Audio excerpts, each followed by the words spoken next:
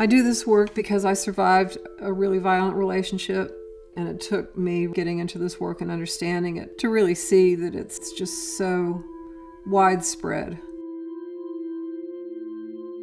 This last time, he almost killed me in front of my daughter.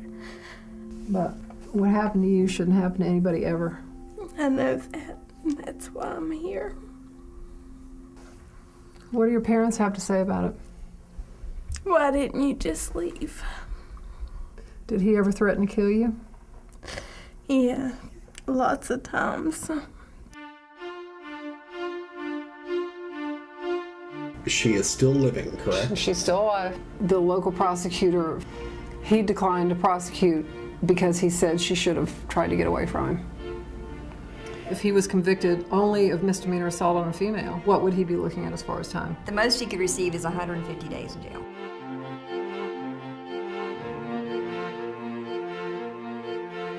The daughter and Deanna were back in the cab part of the truck. He just started beating on her. Martina asked him over and over, why are you doing it? Why are you hurting my mama? Once he got back to North Carolina, he was interviewed by law enforcement and admitted to beating her so badly that he almost broke his fingers. As an advocate, there were so many injustices that I felt like happened with her. Martina was removed from Deanna. That really angered me. What was it like when they came and took Martina? It destroyed me. She still asks me why I gave her away. Because she remembers it. Yeah. Our criminal justice system requires that she be beaten enough to satisfy the system. And by the time it gets to that point, she's already been so worn down psychologically and physically and emotionally.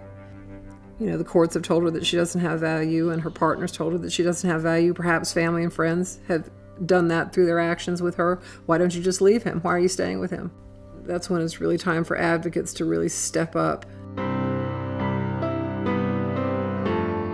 Luckily, the feds picked up the case, and it's going to be prosecuted under the Federal Violence Against Women Act. If he doesn't go to prison, he will turn around immediately and start to hurt women again. If we weren't going to do anything, then maybe nothing was going to be done, and something had to be done.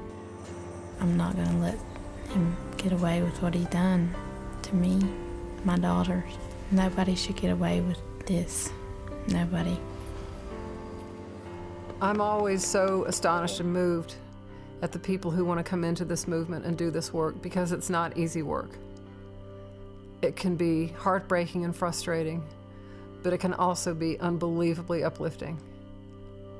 You witness victims shedding that skin and just leaving the violence behind.